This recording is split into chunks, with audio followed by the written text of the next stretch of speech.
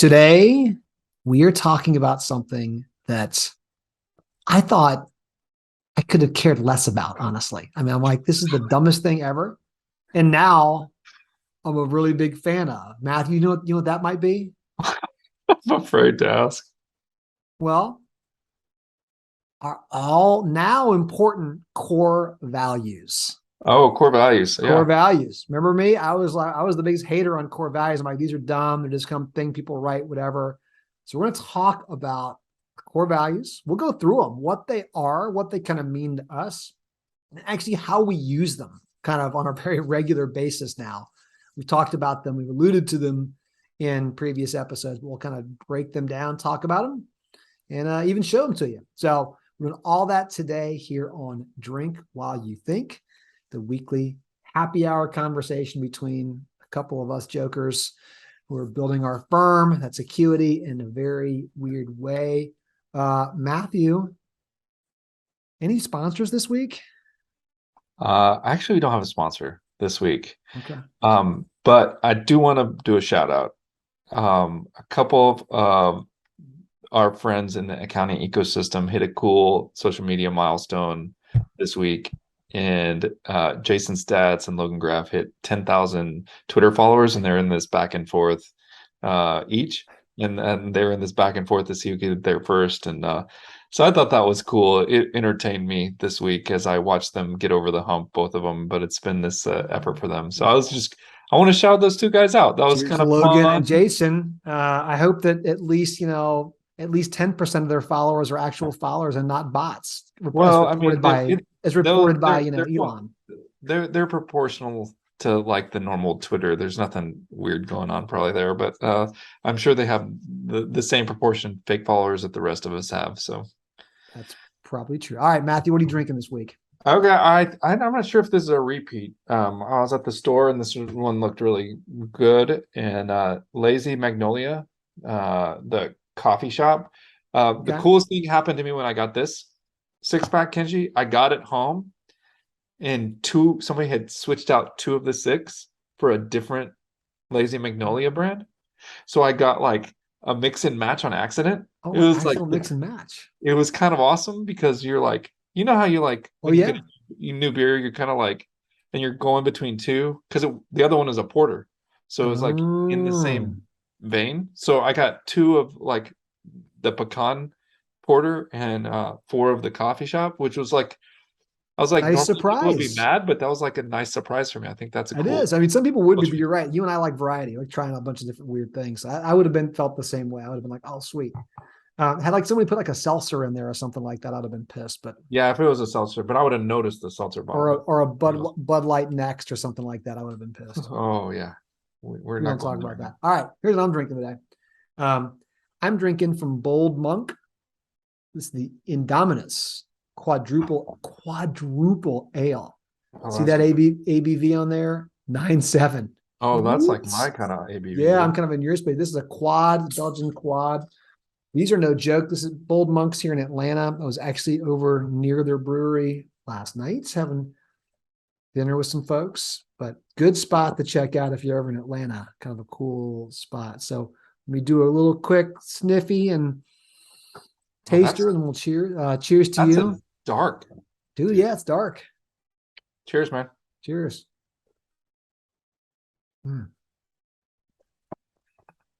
That's good. I think you like that. It's not quite your porter style, but woo, it's going to get you ready for the weekend. Okay.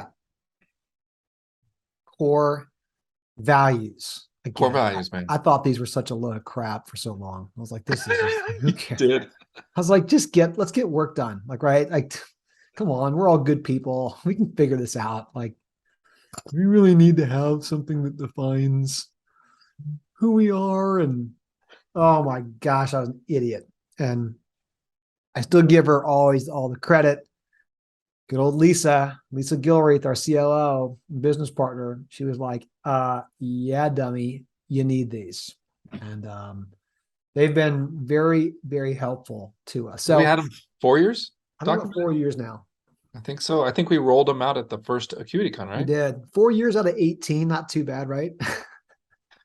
We know what we are for 4 years out of 18. Yeah. And I'll say the other one, Lisa was the one who kind of pushed me to it. And then I was really lucky. We were on a drive back. My wife, Rochelle, and I were on a drive back from Charleston. We were there. And it's like, all right, we got to burn some time here. And I'm like, oh, I was complaining about this. She's like, I can help you with that. And she's really good at actually branding and marketing. So we basically knocked out, I'd say 95% of this while we were on that drive. But you're kind of locked. It was just a good thing. Like, what else are you going to do? Right. So it was great. Do you want to tell everybody, Matthew, our little secret for how we remember our we have a MITCH award now. So we have a mnemonic device. It's the MITCH Awards. So like that's our company values. MITCH is MITCH. Let's see how good. Let's see if the mnemonic device works, Matthew. What's the first one? Measured. Okay. Independent. Independent. Transparent. Correct. Curious. And happy. That's right. I mean, they're real values. Like, it's not like a stretch like everywhere else I've been. Like, it's like, oh, what do you do those? Like, actually, I use them. Check it out. Like we've got our, Acuity notebooks. Boom. We've got, you got yours there too. Like up in the front, like we have our values, purpose, mission, but then back page, boom. Look at that.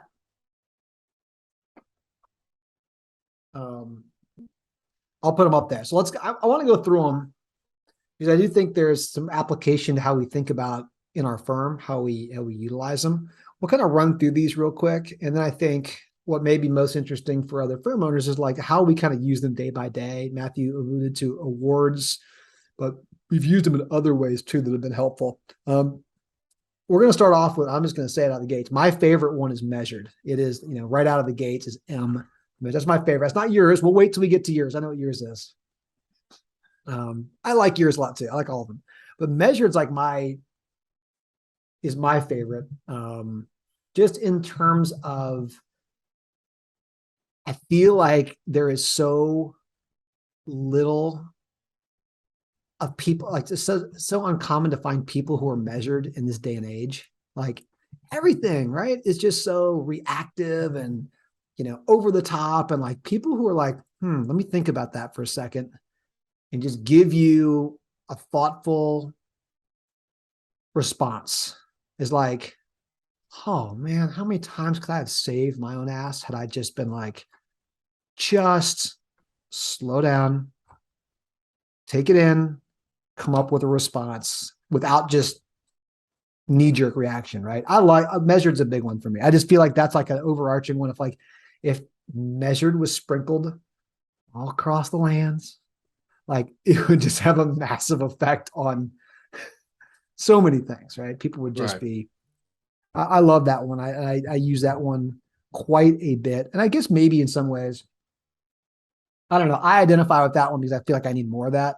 There's a lot of these in here that some of them I feel like I'm pretty good at already. That's one of like, I wish I was just more intentional, more measured, considered things a little more carefully sometimes instead of just being so quick. So I don't know. What about for you on measured? You're a fan. Oh, I'm a fan of all the 5. Like well, the nice thing about the 5 is like we didn't do aspirational things. We kind of just said, what are we? Was our process. Measured, I think that's a great one. I'll go on to independent because I don't really have a lot to add on measured because I think measured is kind of a typical one for an accountant too. Really thoughtful is kind of how we're thought of. But independent was a huge one for us. But I think because we're so early in the remote workforce days, that independence was a big deal. I think the twist on independence that we have kind of noted is that independence, the freedom of independence comes with a responsibility to do what you say you're going to do. Yeah.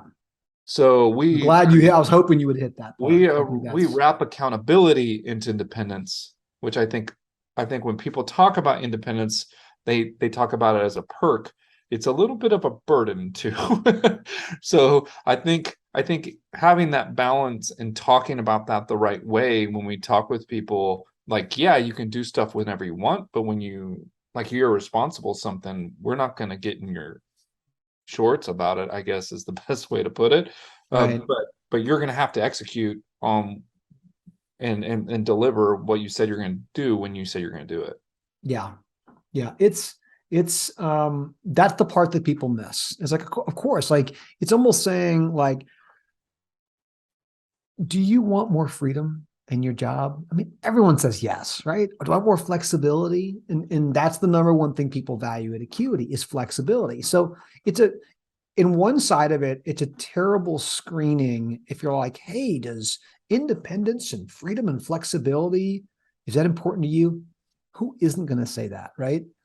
To your point about there is a responsibility to it, right? I am going to see things through. I am capable of not having to be kind of handheld, not having to be, Asking questions when I'm stuck.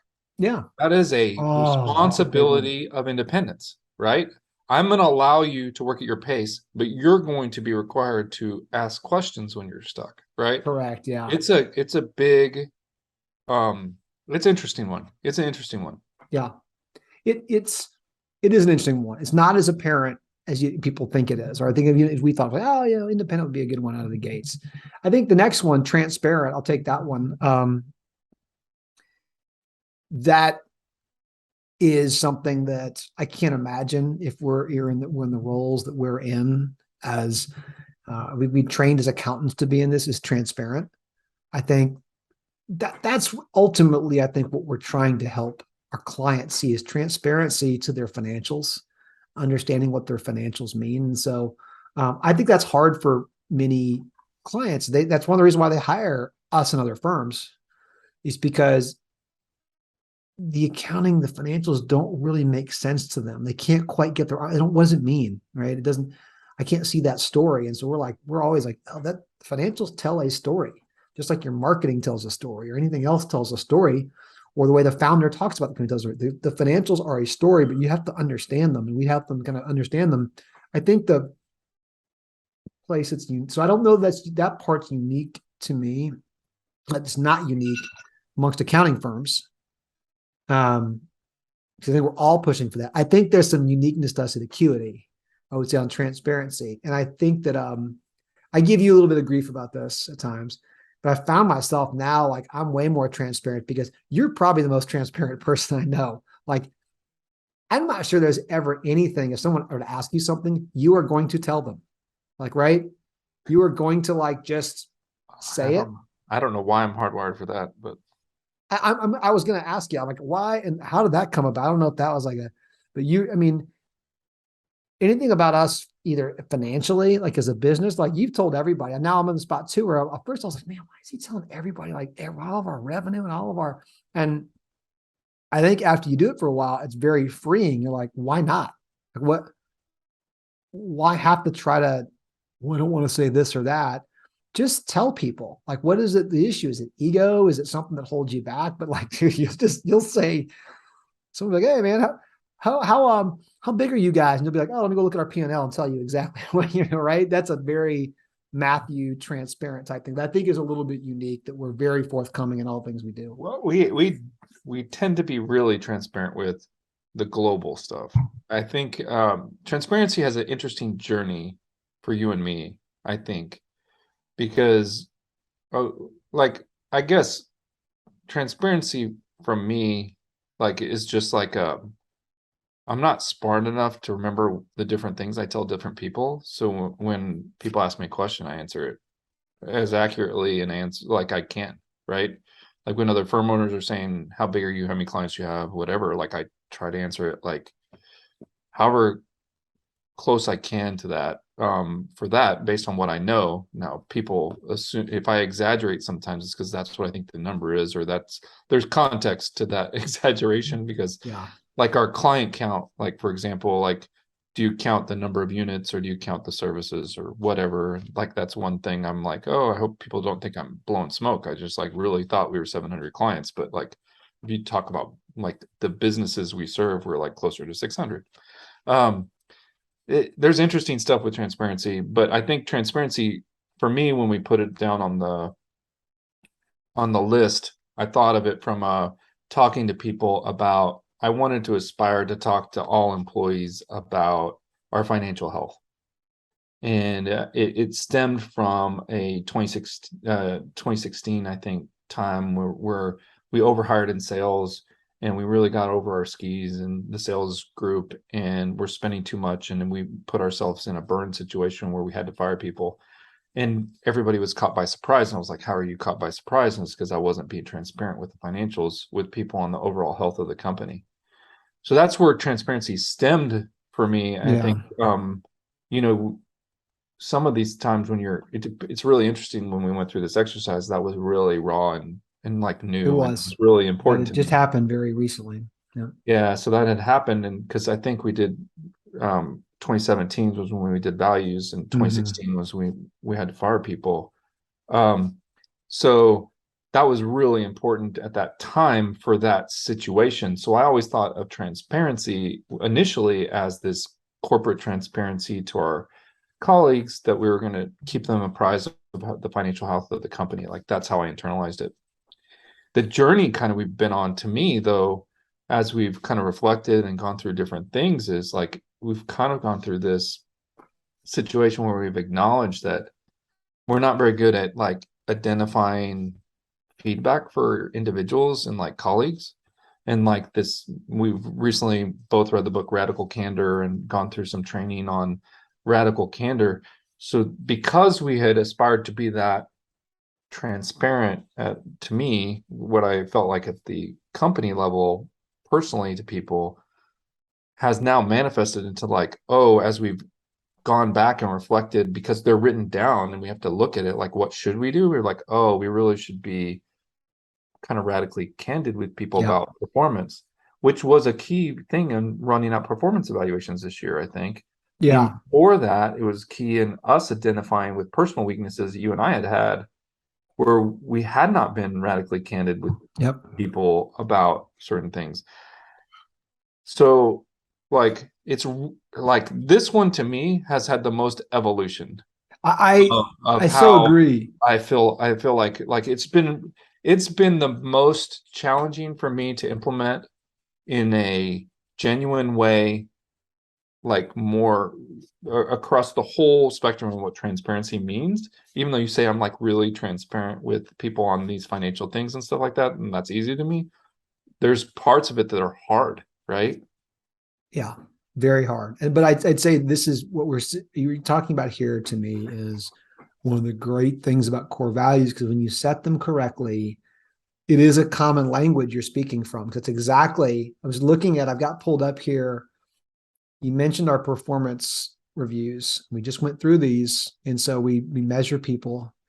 We talk about them in the context of core values. And I was looking, so I had to go through and kind of define what these meant. And the way we describe transparency in our core values are, or sorry, for performance review purposes, are my work brings clarity to client and Acuity challenges, right? So that's that first part. It's almost kind of that baseline of where you were like, yep, got that. Like, I'm happy to bring clarity to financials and share data, right?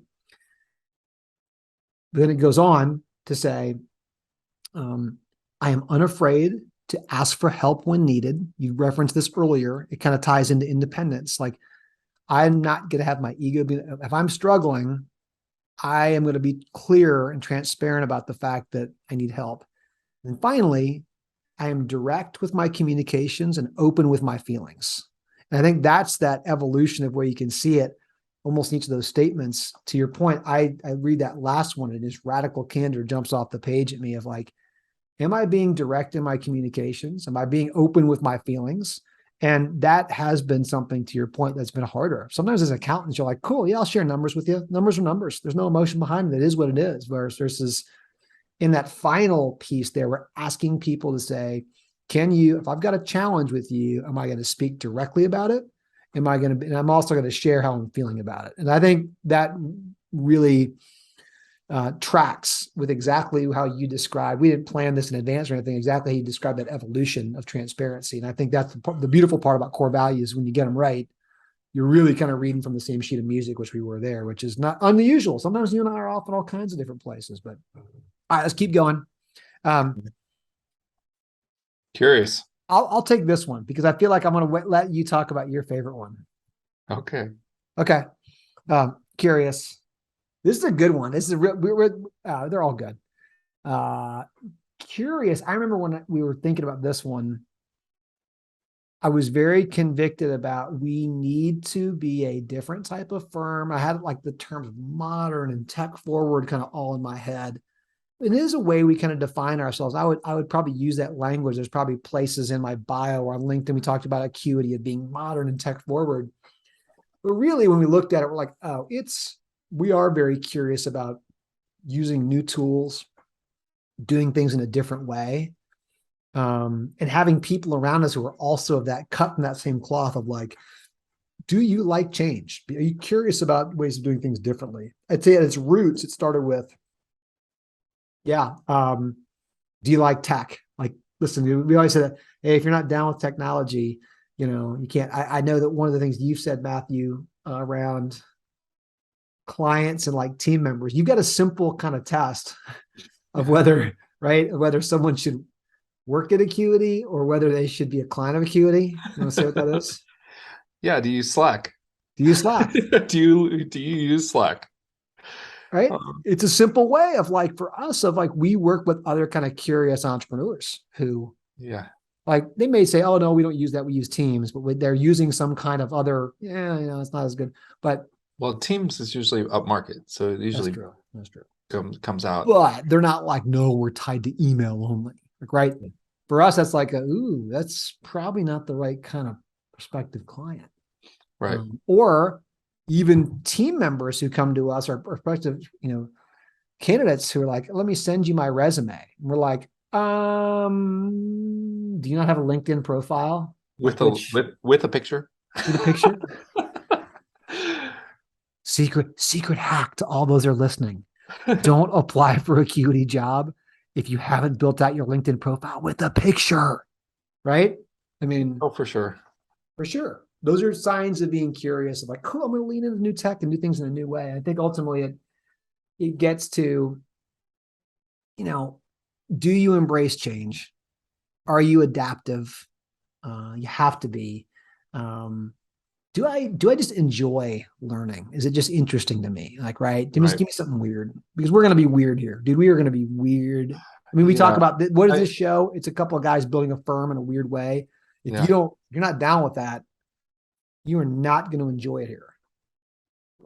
Yeah, and I think the biggest thing about curious that we see is like, it is the ability and the adaptability to change, right? Like, now, if we go too crazy, we get into shiny object syndrome. You got to have some kind of, this is where measured comes back into play, right? Like, you can't be like shiny object guy, but you got to be like, if we are going to go for the new thing, we have a measured way to implement it, and you're on board. So these things work in balance. These things independently do not work. Do you feel like, I feel like this is one for us where like, we're just so innately curious. Like, I mean, this is an easy value for me, because I think this is why we're entrepreneurs and business owners in this space, where we have been super guilty of shiny objects, and we will continue to be.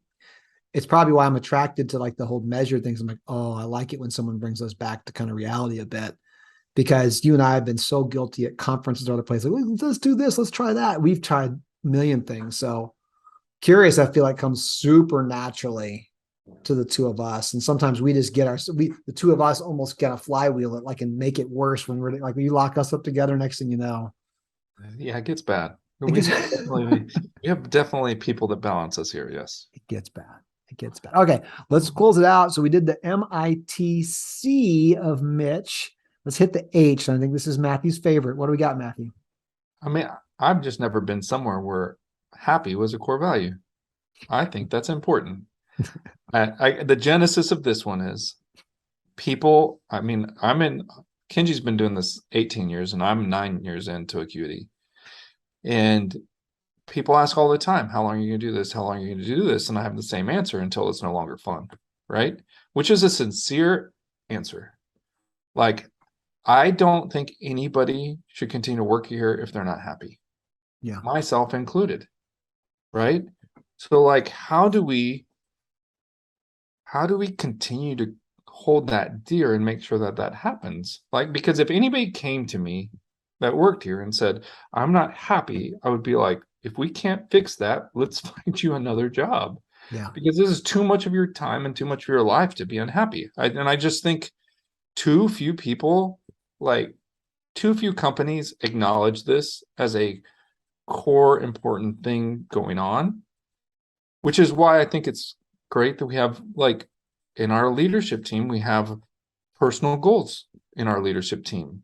Like, we acknowledge that there's, like, to me, family and personal goals, like, are barometers for happy for most people, not just work, right?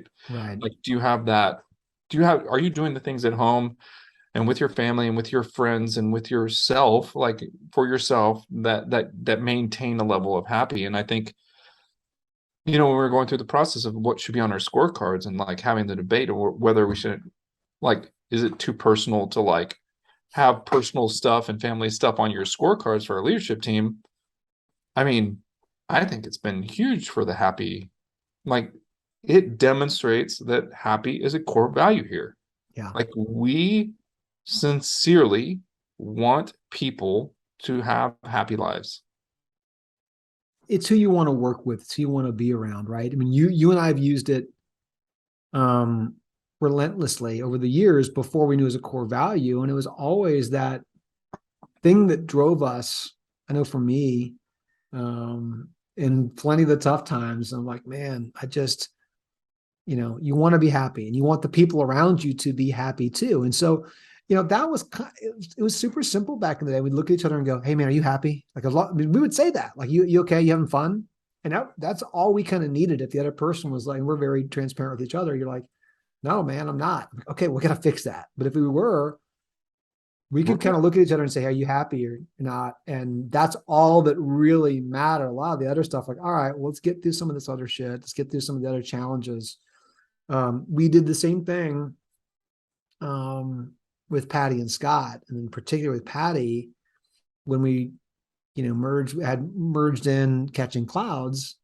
Patty talked a lot about this, and I'm kind of jumping ahead a little bit about how we've used it. We've certainly used it in acquisitions. I think this is the one to me that most clearly, when I think about when we talked about what the Catching Clouds team really wanted out of coming together. And Patty was just very clear about, like, I'm unhappy and I need to get happy. And I think you and I took that real seriously. And we've ever, for that year, and even now, but like, especially in that year of integrating and doing the deal, it was so much of like of course, we looked at revenue contribution, how the organization is doing, checking on team members. But a lot of it was like, you and I would look at Patty and say, "How you doing, Patty? You happy?" And if she was happy, we're like, okay, then things are working, right? Didn't mean that everything was integrated or fixed, but like, that was like a looking someone in the eyes you care about, and they're like, "Are you happy?" It, I mean, that's what you want, I think, whether it's in work or in your personal life, is to be around folks like that you're happy together with. So, man, we're kind of getting a little deep here on, like, I was like, oh, I've been storing this one away because I'm like, oh, this will be an easy one. We do have a lot of thoughts about it, but I guess that's probably another good sign about core values too, is when you talk about it, you start getting a little bit deep, right? I guess so. A little emotions kind of get in there. I mean, I have to admit, I have been very surprised how often I have referred to them when I was in a hard time or in a time where I had to make a decision. mm-hmm. It has really surprised me. And actually going back to a piece of paper sometimes when you're in a spot where you're challenged has really been helpful. More than like, I feel like it should be. I feel like it shouldn't be that helpful. Right. It should not be. It should not be that helpful. I'll throw it up here while we're looking. Just here, that's just a snapshot of it.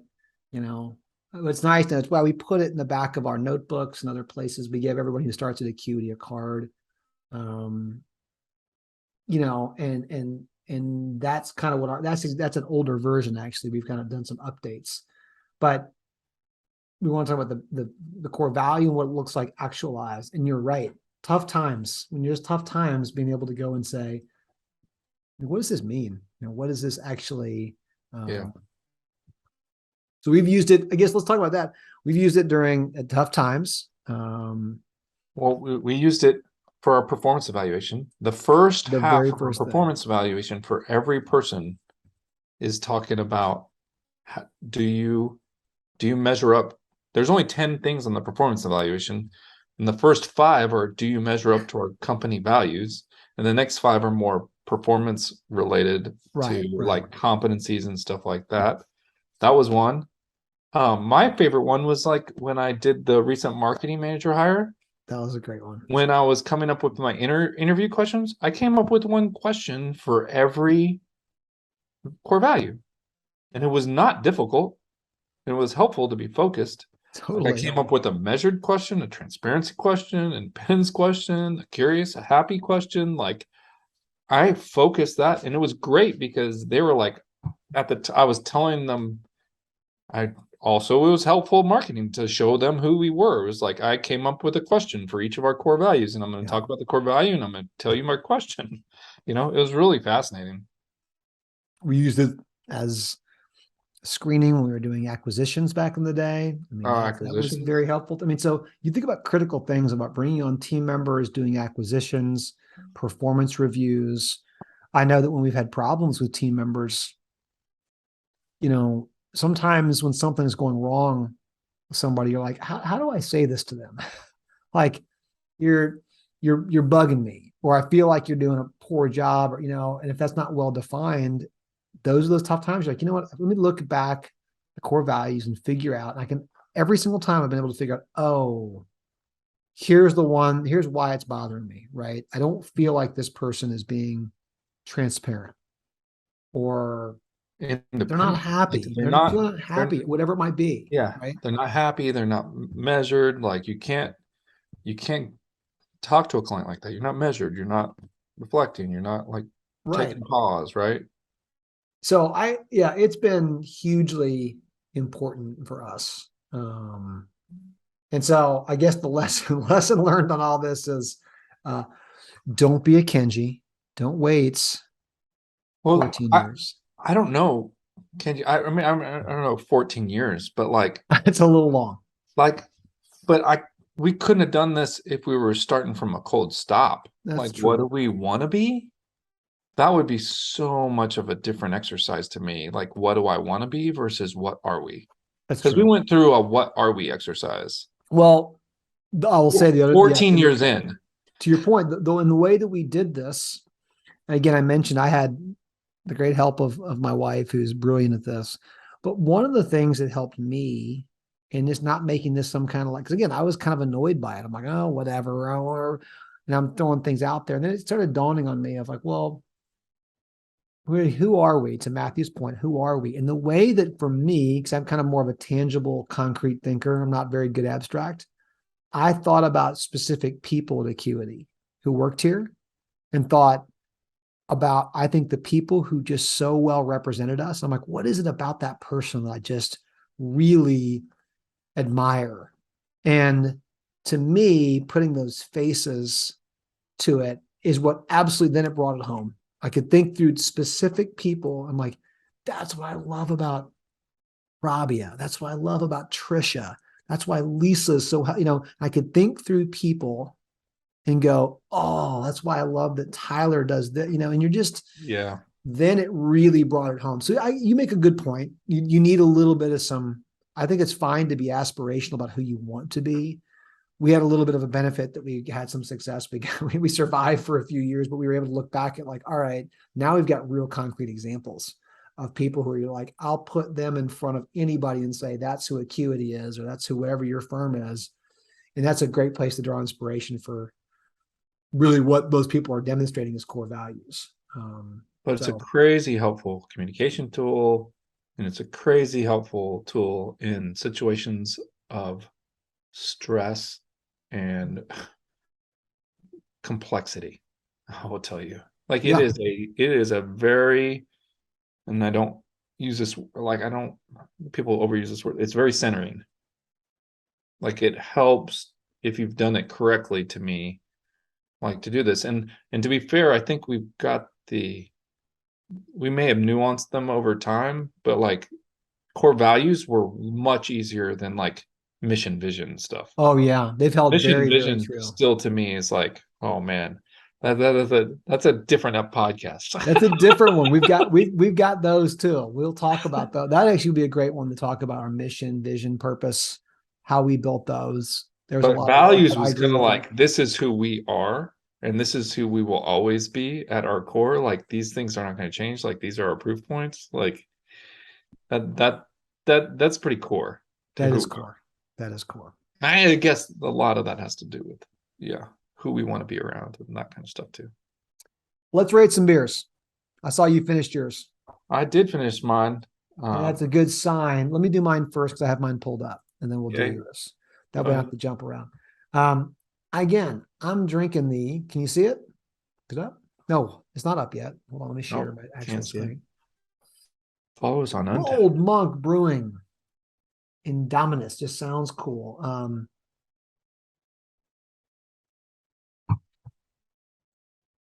This one, I'm going to give it a 3.5. 3.5. It's good. It's just, boy, this is not one you can drink a lot of. That's pretty heavy. This baby is heavy. Woo! It's good though. I love, and again, if you're in Atlanta, definitely check out Bold Monk. Great spot. And good representation of a quad beer there. Matthew, what are you drinking again? The coffee shop from Lazy Magnolia. The coffee shop. If I can type, I can't even type now, but Shoppe. Oh, fancy spelling. Oh, there it is. There it is. I see it. I'm gonna go 4.25 on that one. Okay, 4.25. Well, I mean, That's in your wheelhouse. You're picking things you like, picking things that are good. Well, let's see where these guys are located. I don't know. Lazy Magnolia, Kiln, Mississippi. That's kind of cool. We're definitely getting some new brews in there, so that's good stuff. Well, maybe as another episode here. Whenever we have some guests coming up, which we're looking forward to, we can't share that yet. You'll just have to tune in and see who shows up on the show. We'll dig into things like mission, vision, BHAG, all those things. Those have been a little bit trickier and tougher. We can talk about how we wrestle those. We got AcuityCon coming up, so Whoa. I'm sure we'll be waxing philosophical. Thanks again to Expensify for really helping us out with that this year. And being our presenting sponsor, they were just huge on that. So we'll be shouting them out, showing lots of love to all of our sponsors, but they were just next level. But yeah, you'll see some stuff around AcuityCon coming up. And we'll keep putting more of these out. Again, if you have questions or you want to dig into more of our core values, are happy to send you. You know what? We don't get a whole lot of listeners, do we? We're not. Reach out to us. We'll maybe you want a little Acuity notebook that has our core values in there and a little bit of our mission. I mean, hit us up. We'll send some. I'll send them to you. We'll send them to you. Oh yeah. Leave a comment and ask to get one of these. We're happy to send them. More importantly, if you'd like to sponsor Drink While You Think, just send us beer. All you have to do is send us beer. Google Acuity, send it to the office, put a note in it, and we will shout you out on Drink While You Think. All you have to do is send us beer. It's the only currency we accept. It's the only currency we accept. We do not accept any other. Send us beer, and we will shout you out, or you can join us. We like it when you join us too. So, well, thanks for joining us today and for listening along with us. Subscribe. Cheers, everybody. Let us know how you feel about the podcast. We'll catch you next time. Cheers.